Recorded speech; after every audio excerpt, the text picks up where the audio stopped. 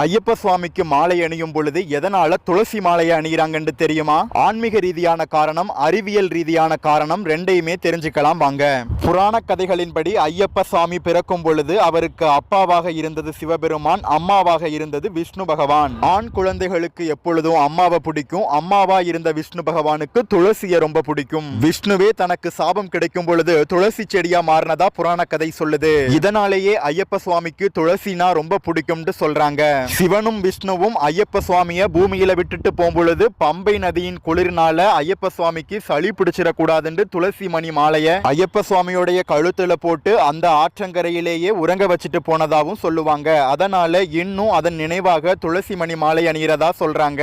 இனி அறிவியல் ரீதியான காரணத்தை பார்க்கலாம். அறிவியலின்படி துளசி மணிக்கு உடலை வெப்பப்படுத்தக்கூடிய தன்மை இருக்குது. ஐயப்ப சுவாமிக்கு மாலை அணியக்கூடிய காலம் குளிர்காலம்ங்கிறதுனால துளசி மணியால உடல் வெப்பமடை